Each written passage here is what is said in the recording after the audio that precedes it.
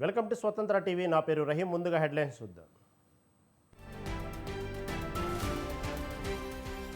వైసీపీకి count down start అయ్యింది. జగన్ పాలనలో ఎలాంటి అభివృద్ధి జరగలేదన్న మోడీ.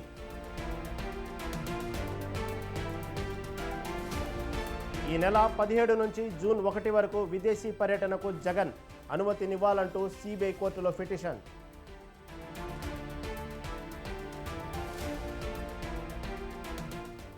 ఆత్మ గౌరవం ఉన్నవాళ్లు వైసీపీలో ఉండలేకపోతున్నారు. జగన్ ఇంటికి పోవడం ఖాయమన్న పవన్.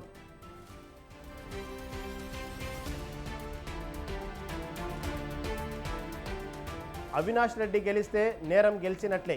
వైసీపీలో ఓటమి భయం కనిపిస్తోందన్న షర్మిల.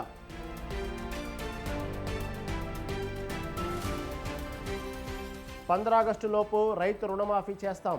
కేసీఆర్ రాష్ట్రాన్ని సర్వనాశనం చేశారన్న రేవంత్.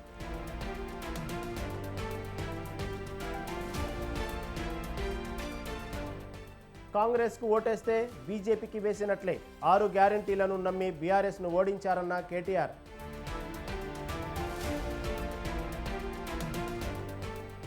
ఒకే దేశం ఒకే విధానం ఉండాలన్నదే మోదీ లక్ష్యం.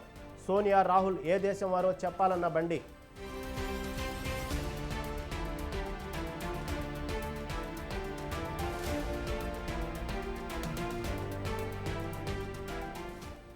కాంగ్రెస్ నేత శ్యామ్ పిట్రోడా వ్యాఖ్యలపై దేశవ్యాప్త దుమారం. ప్రధాని ఆగ్రహం. పిట్రోడా రాజీనామా ఆమోదించిన కాంగ్రెస్.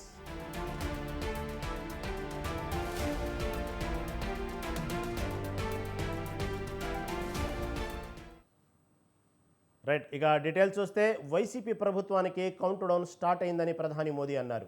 5 ఏళ్లుగా ఏపీలో అభివృద్ధి లేదన్నారు. పేదల వికాసం కోసం కాకుండా మాఫియా వికాసం కోసం వైసీపీ పనిచేసిందన్నారు. ఇసుక మాఫియా కారణంగా అన్నమయ్య డ్యాం కొట్టుకుపోయిందన్నారు. ప్రతి ఇంటికి తాగునీరు అందించేందుకు కేంద్ర ప్రభుత్వం అమలు చేస్తున్న జలజీవన్ మిషన్కు వైసీపీ ప్రభుత్వం సహకారం అందించలేదన్నారు ప్రధాని మోదీ. जनता ने बड़ी उम्मीदों के साथ वाईएसआर कांग्रेस सरकार बनाई थी, लेकिन इन्होंने आपके साथ विश्वासघात किया। वाईएसआर कांग्रेस ने यहां गरीबों का नहीं, माफिया का विकास किया। वाईएसआर कांग्रेस के मंत्री कैसे यहां गुंडागर्दी करते हैं, यहां राउडी राज चलाते हैं, वो सबके सामने है। मैं तो हैरान हूं, जिस सैन माफिया के कारण अन्नामैया डैम टूट गया, 25-30 गांवों को नुकसान हुआ, दर्जनों लोगों की जान गई। ये से माफिया को यहां की सरकार बढ़ावा देती है। मैं ऐसे हर माफिया को कहूंगा, वाईएसआर कांग्रेस गवर्नमेंट जाने का काउंट डाउन शुरू हो चुका है। एनडीए सरकार यहां के రాయలసీమను అన్ని విధాలా అభివృద్ధి చేయడం తన లక్ష్యమని ప్రధాని మోదీ అన్నారు. రాయలసీమ రాష్ట్రానికి అనేక మంది ముఖ్యమంత్రులను ఇచ్చిందని, కానీ ఇక్కడ అభివృద్ధి జరగలేదన్నారు. సాగునీరు, పరిశ్రమలు లేక రైతులు ఆందోళనలు ఉన్నారన్నారు. రాయలసీమలో రైతుల జీవితాన్ని మార్చగలిగేది ఎన్డీఏ ప్రభుత్వమేనని ఆయన తెలిపారు. ఉద్యోగ ఉపాధి కోసం ఇతర నగరాలకు వలస వెళ్లే పరిస్థితి నెలకొందన్నారు. ఎన్డీఏ సర్కారు వస్తే ప్రాజెక్టులన్నీ త్వరగా పూర్తి చేస్తామని మోదీ హామీ ఇచ్చారు. रायलसीमा में सामर्थ्य की कोई सीमा नहीं। यहां माइंस हैं, यहां मिनरल्स हैं, यहां दिव्य भव्य टेम्पल्स हैं, यहां मेहनती किसान है, टैलेंटेड नौजवान है, और टूरिज्म की अपार संभावना है। इसलिए आज मोदी आपके पास आशीर्वाद लेने के लिए आया है। मोदी का लक्ष्य है रायलसीमा का डेवलपमेंट नई ऊंचाई पर पहुंचे। मोदी का लक्ष्य है आंध्र प्रदेश का विकास। मोदी लक्ष्यम आंध्र प्रदेश विकासम।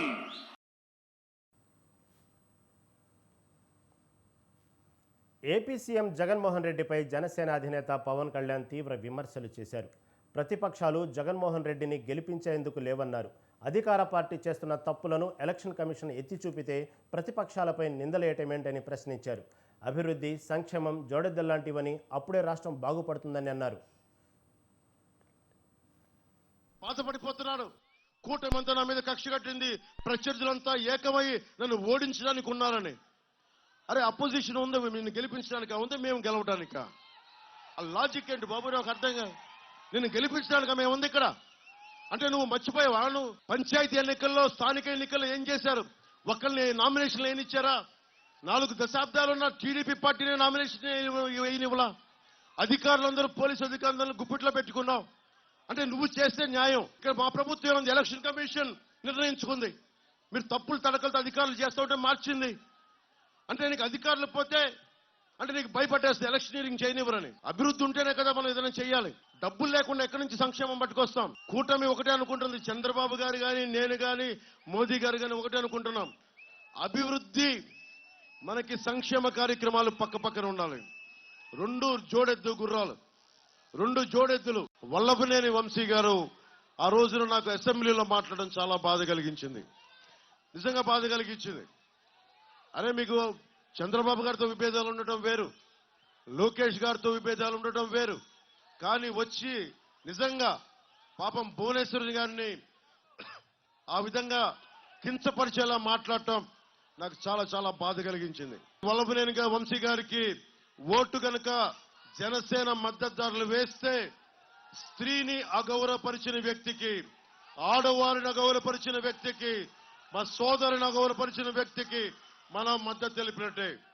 దయచేసి అక్కడెక్కడో జరిగింది మనకు కాదు కదా అనుకోవద్దు. ఒకసారి ఆ నైజం ఉన్నవాళ్ళు, ఆడపడుచుని ఎక్కడైనా సరే అగౌరవపరిచేవాళ్ళు. ప్రపంచంలోనే శక్తివంతమైన లీడర్ ప్రధాని మోదీ అని టీడీపీ అధికార ప్రతినిధి నారా లోకేష్ అన్నారు. 10 ఏళ్లలో దేశం ఎంతో అభివృద్ధి చెందిందన్నారు. రాయలసీమకు తెలుగు గంగా ప్రాజెక్టు తీసుకొచ్చి కరువు రాయలసీమలో బంగారం పండించారన్నారు. రాబోయే 10 ఏళ్లు మోడీ నాయకత్వంలో దేశం మరింత అభివృద్ధి చెందుతుందన్నారు. రాయలసీమకి నీరిస్తే బంగారమే పండిస్తారు. తెలుగు గంగా ప్రాజెక్ట్ తీసుకొచ్చి కరువు అయిన రాయలసీమలో బంగారం పండించారు. ప్రపంచంలోనే పవర్ఫుల్ లీడర్ మన నమో శ్రీ నరేంద్ర మోడీ గారు. దేశం అభివృద్ధి చెందాలంటే ఒక పవర్ ఉన్న నాయకుడు ఉండాలి. గత 10 ఏళ్ళు దేశం ఎంత అభివృద్ధి చెందిందో మనందరం చూశాము. భారతీయులు తలెత్తుకుని నిలబడేలాగా చేసిన వ్యక్తి శ్రీ నరేంద్ర మోడీ గారు. వచ్చే 10 ఏళ్ళు మోడీ గారి నాయకత్వంలో భారతదేశం ఒక సూపర్. ప్రధాని నరేంద్ర మోదీకి షర్మిల రేడియో గిఫ్ట్గా పంపారు. ఏపీ ప్రజల మన్ కీ బాత్ ఆయన వినాలని కోరారు. ఆయనకు రాష్ట్రంలో అడుగుపెట్టే అర్హత లేదని విమర్శించారు. ఏపీ ప్రజలకు ప్రధాని క్షమాపణ చెప్పాలని డిమాండ్ చేశారు. 10 ఏళ్లు రాష్ట్రాన్ని మోసం చేసి ఎన్నికల కోసం మళ్లీ కపట ప్రేమ చూపిస్తున్నారని తెలిపారు. 10 ఏళ్లలో మోదీ చేసిన మోసాలపై 10 ప్రశ్నలు సంధిస్తున్నట్లు షర్మిల చెప్పారు. మోడీ గారిని అడుగుతున్నాము, అసలు మీ దిగజారుడు రాజకీయాలు ఇక ఏ ఇతర జాతీయ పార్టీకైనా అసలు సాధ్యం కూడా కాదు.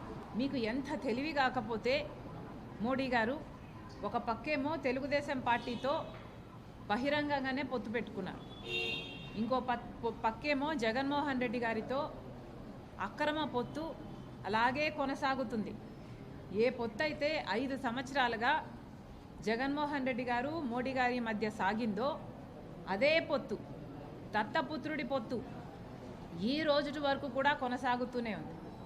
5 సంవత్సరాలుగా జగన్మోహన్ రెడ్డి గారు మోడీ గారి వారసుడిగా, మోడీ దత్తపుత్రుడిగా మోడీ ఏది కోరితే అది. కడప జిల్లా పులివెందుల నియోజకవర్గంలో ఎంపీ అవినాష్ రెడ్డి ఎన్నికల ప్రచారం నిర్వహించారు. ఎన్నికల ప్రచారంలో భాగంగా లింగాల మండలంలో ఆయన రోడ్ షో నిర్వహించారు. ప్రతి ఒక్క కుటుంబానికి జగన్ సంక్షేమ పథకాలు అందించారన్నారు. దస్తగిరి ఎమ్మెల్యేగా పోటీ చేస్తున్నారని, అతన్ని ఎన్నికల్లో ఓడించాలన్నారు.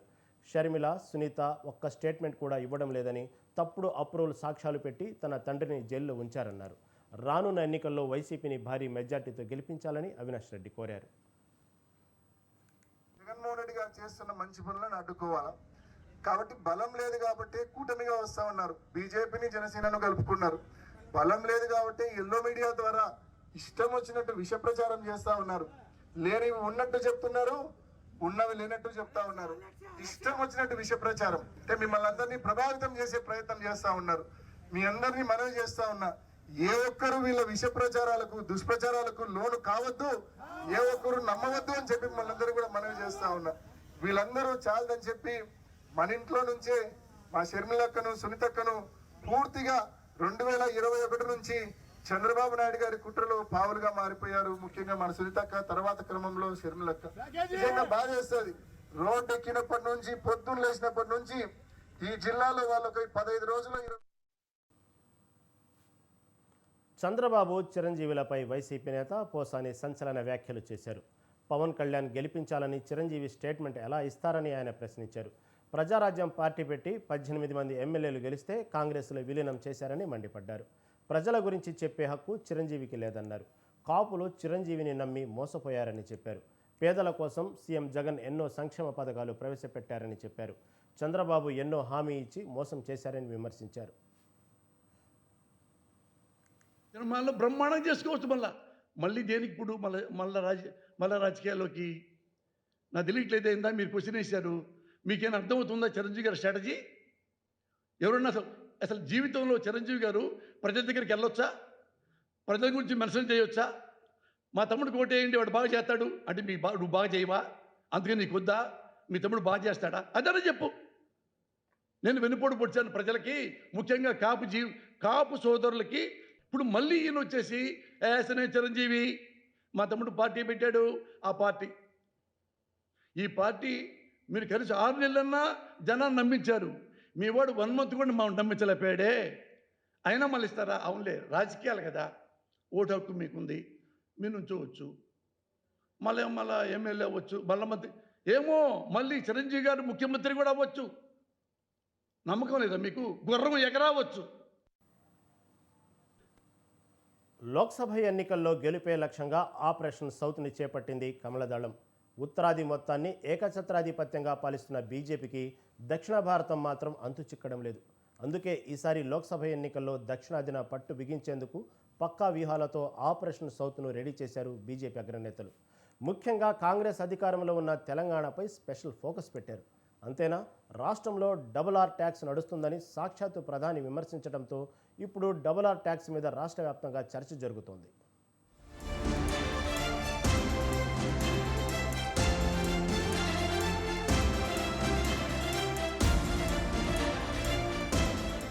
లోక్సభ ఎన్నికల వేళ 2 తెలుగు రాష్ట్రాలపై కమలదళం ఫుల్ ఫోకస్ పెట్టింది.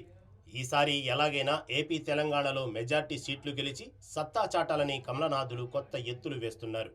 ఇందులో భాగంగానే అగ్రనేతలందరూ ఒకరి తర్వాత ఒకరు 2 తెలుగు రాష్ట్రాలకు క్యూ కడుతున్నారు.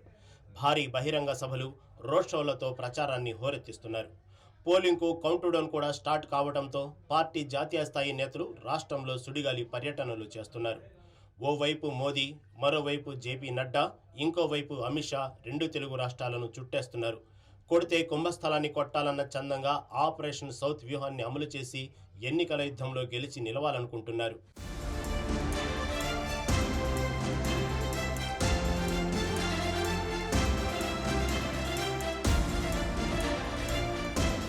తెలంగాణలో ఎన్నికల ప్రచారంలో భాగంగా వేములవాడ రాజన్న సాక్షిగా కాంగ్రెస్ ప్రభుత్వంపై నిప్పులు చెరిగారు ప్రధాని మోదీ. డబుల్-ఆర్ ట్యాక్స్ పేరిట రాష్ట్రంలోని కాంగ్రెస్ ప్రభుత్వం ప్రజలను దోచుకుంటుందని ఆయన ఆరోపించారు. ఆర్ఆర్లో ఒక ఆర్ అంటే రాహుల్ గాంధీ అని, రెండో ఆర్ అంటే రేవంత్ రెడ్డి అని మోదీ చెప్పారు. రాష్ట్రాన్ని లూటీ చేసిన సొమ్ము కొంత భాగం ఢిల్లీలోని కాంగ్రెస్ నాయకులకు, మరికొంత హైదరాబాద్ కాంగ్రెస్ నాయకులకు వెళ్తుందని ఆరోపించారు. కాంగ్రెస్ లేదా ఇండియా కూటమి ఏ రాష్ట్రంలో అధికారంలో వస్తే ఆ రాష్ట్రాలు ఆ పార్టీకి ఏటీఎంలుగా మారిపోతాయని మోదీ చెప్పారు. इन दिनों तेलंगाना से लेकर दिल्ली तक डबल आर टैक्स की बहुत चर्चा हो रही है. ये डबल आर टैक्स माने आज तो तेलंगाना का बच्चा बच्चा जानता है। इसके पहले तेलुगु भाषा में ट्रिपल आर फिल्म आई थी। मुझे लोगों ने बताया कि डबल आर ने मिलकर के कलेक्शन में ट्रिपल आर को भी पीछे छोड़ दिया है। आप जानते हैं ना ट्रिपल आर का कितना कलेक्शन था? कहते हैं 1000 करोड़ से ज्यादा लाइफ टाइम कलेक्शन। कहने वाले कहते हैं इतना तो डबल आर टैक्स का सिर्फ कुछ दिन का कलेक्शन होता है। ऐसी लूट मचा रखी है इन्होंने। మరోవైపు అసెంబ్లీ ఎన్నికల్లో కాంగ్రెస్ ఇచ్చిన 2 లక్షల రైతు రుణమాఫీపై ప్రధాని మోదీ కీలక వ్యాఖ్యలు చేశారు. రాష్ట్రంలో అధికారంలోకి వస్తే డిసెంబర్ 9న రుణమాఫీ చేస్తామన్న కాంగ్రెస్ తీరా అధికారంలోకి వచ్చాక 15 ఆగస్టు వరకు వాయిదా వేసిందని విమర్శించారు. తెలంగాణ అమరవీరుల కుటుంబాలకు ఇచ్చిన అన్ని హామీలను కాంగ్రెస్ నిలబెట్టుకుందా అని మోదీ ప్రశ్నించారు. మహిళలకు 2500 పెన్షన్ ఇస్తామని హామీ ఇచ్చిందని ఇప్పటి వరకు ఆ హామీని పట్టించుకున్న పాపాన పోలేదని మోదీ ఫైర్ అయ్యారు. कांग्रेस झूठ की कितनी बड़ी मास्टर है, तेलंगाना से बेहतर कौन जानेगा।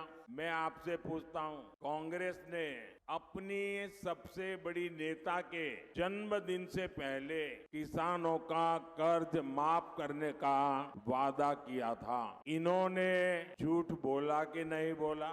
अब ये लोग 15 अगस्त तक अपने वादे टाल रहे हैं क्या कि लोकसभा का चुनाव खत्म हो जाए फिर वो हाथ ऊपर कर दे। क्या ये आपसे धोखा नहीं है? आपकी भावनाओं का अपमान नहीं है? ये लोग वेमुलावाड़ा के भगवान राजन्ना की सौगंध खा रहे थे और ये तो सनातन को गाली देने वाले लोग हैं। सनातन को गाली देने वालों की सौगंध, इसका कोई भरोसा कर सकता है क्या? మొత్తానికి కొడితే కుంభస్థలాన్ని కొట్టాలన్న చందంగా ఆపరేషన్ సౌత్ వ్యూహాన్ని అమలు చేసి ఎన్నికల యుద్ధంలో గెలిచి నిలవాలనుకుంటున్నారు. మరి ఎన్నికల చదరంగంలో బీజేపీ పాచికలు పారతాయా? తెలంగాణలో బీజేపీ డబుల్ డిజిట్ సాధిస్తుందా? కమలనాథులు ఆపరేషన్ సౌత్ వ్యూహం వర్కౌట్ అవుతుందా అనేది తేలాలంటే మరికొన్ని రోజులు ఆగాల్సిందే.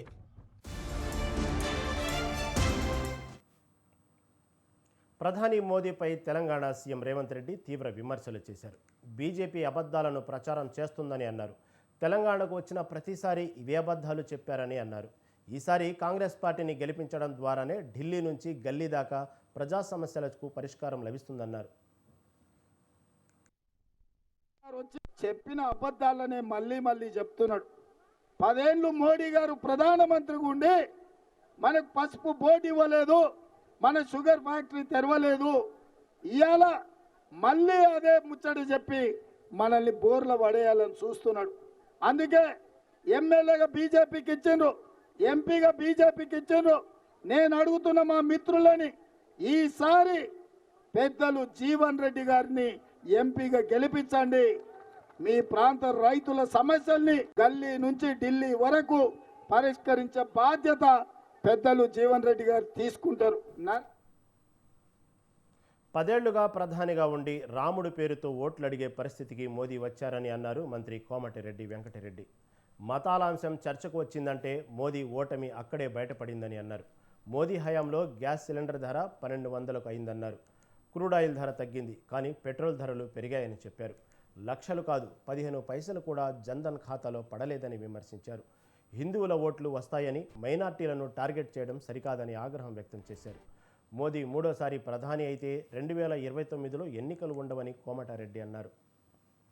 భారతదేశం కానీ ఇవాళ రూపాయి విలువ కూడా 84 రూపాయలు పడిపోయి తిరిగి మన భారతదేశంలో నిరుద్యోగం ప్రపంచంలో బహుశా ఎక్కడ లేకుండొచ్చు. ఇవన్నీ పక్కన పెట్టి మీ ముస్లింల రిజర్వేషన్ ఎత్తేస్తాం, వాళ్ళకు రిజర్వేషన్లు అవసరం లేదు అని చెప్పి ప్రజల్ని భయపెట్టే విధంగా కులాల మధ్యలో ఘర్షణలు తీసుకొచ్చి ఒక మత సామరస్యాన్ని ఇక్కడ తిరగొడుతూ అధికారంలోకి వచ్చే ప్రయత్నాలు జరుగుతున్నాయి. అంటేనే వాళ్ళు అక్కడ ఫెయిల్. కాంగ్రెస్ పార్టీ అరచేతిలో వైకుంఠం చూపించి అధికారంలోకి వచ్చిందని మాజీ మంత్రి కేటీఆర్ అన్నారు. ఎన్నికల్లో ఇచ్చిన హామీలను అమలు చేయకుండా మాట దాటవేస్తున్నారన్నారు. కాంగ్రెస్ అధికారంలోకి రాగానే డిసెంబర్ 9న రైతు రుణమాఫీ చేస్తామని రేవంత్ మాట ఇచ్చాడన్నారు. కాంగ్రెస్ అధికారంలోకి వచ్చి 6 నెలలు గడిచిందని రైతు రుణమాఫీ వచ్చిందా అని కేటీఆర్ ప్రశ్నించారు.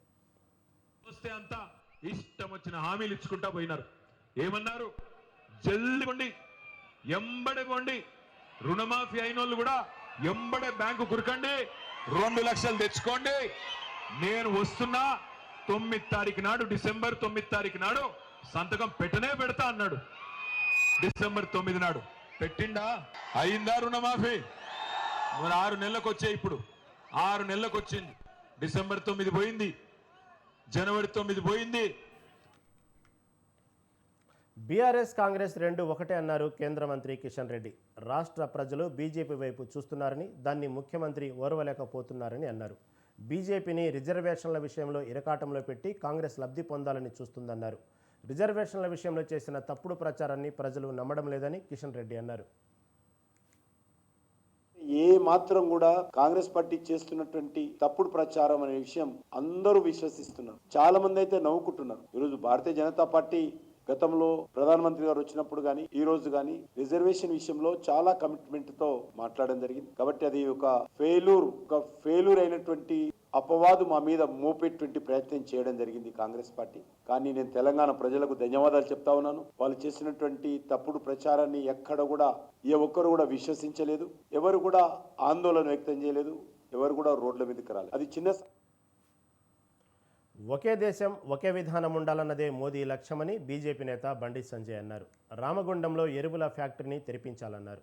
Narendra Modi made in India అని సోనియా, రాహుల్ ఏ దేశంలో వారో చెప్పాలని డిమాండ్ చేశారు.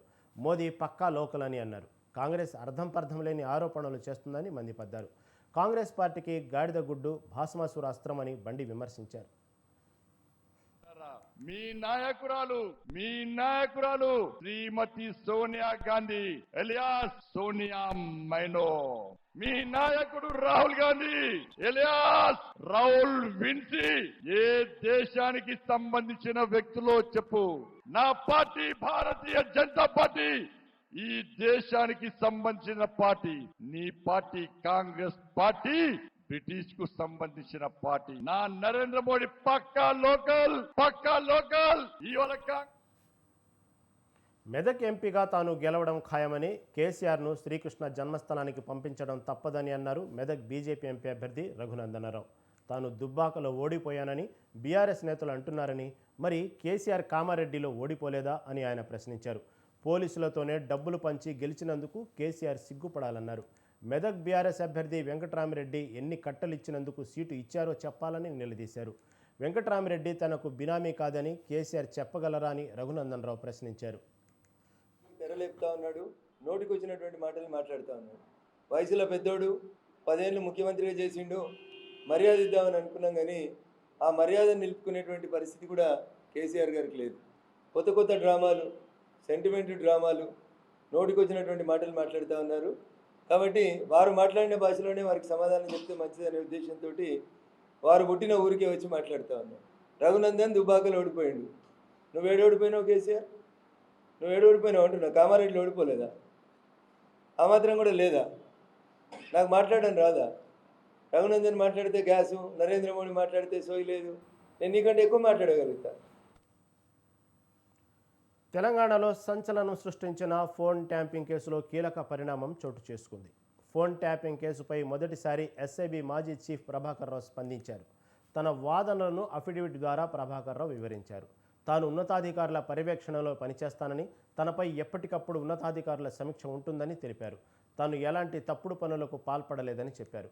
తాను కూడా కేసీఆర్ బాధితుడినేనని, చాలా రోజులు పోస్టింగ్ ఇవ్వకుండా పక్కన పెట్టారని తెలిపారు. లోక్సభ ఎన్నికల వేళ బీజేపీ కాంగ్రెస్ మధ్య మాటల యుద్ధం తారాస్థాయికి చేరుకుంటుంది. కాంగ్రెస్ సీనియర్ లీడర్ శ్యామ్ పిట్రోడా భారతీయుల గురించి చేసిన వ్యాఖ్యలు రాజకీయ దుమారం రేపుతున్నాయి.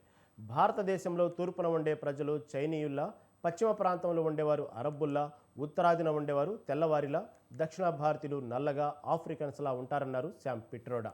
70 ఏళ్లుగా భారతదేశ గుర్తింపు ఇదే అనేలా వివాదాస్పద వ్యాఖ్యలు చేశారు. కాగా పిట్రోడా వ్యాఖ్యలపై తీవ్ర విమర్శలు వెల్లువెత్తుతున్నాయి. Rooted in democracy.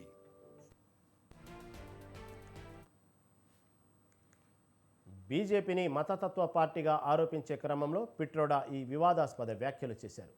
భారతదేశంలో 4 దిక్కుల ప్రజలు 4 రకాలుగా ఉంటారని, కానీ కాంగ్రెస్ పాలనలో వారంతా కలిసిమెలిసి ఉన్నారని చెప్పే ప్రయత్నం చేశారు. రాష్ట్రాలు వేరైనా, సంస్కృతులు భిన్నమైన, ఆహార అలవాట్లలో తేడా ఉన్నా, చివరకు శరీర రంగులు వేరైనా భారతీయులంతా ఇంతకాలం అన్నదమ్ముల్లా కలిసి ఉన్నారని, ఇప్పుడు బీజేపీ ప్రజల మధ్య విద్వేషాలు రెచ్చగొడుతుందని చెప్పే ప్రయత్నం చేశాడు పిట్రోడా. కానీ అతడి కామెంట్స్ ఇప్పుడు కాంగ్రెస్ పార్టీని ఇరకాటంలో పెట్టాయి.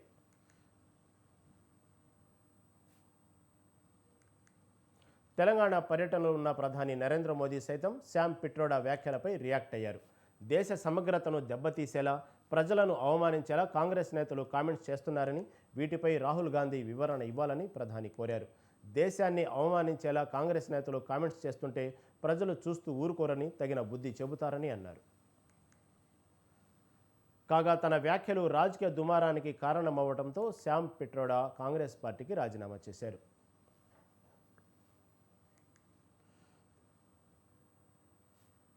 ఇవి ఇప్పటి వరకున్న అప్డేట్స్. మరిన్ని అప్డేట్స్ కోసం చూస్తూనే ఉండండి స్వతంత్ర టీవీ.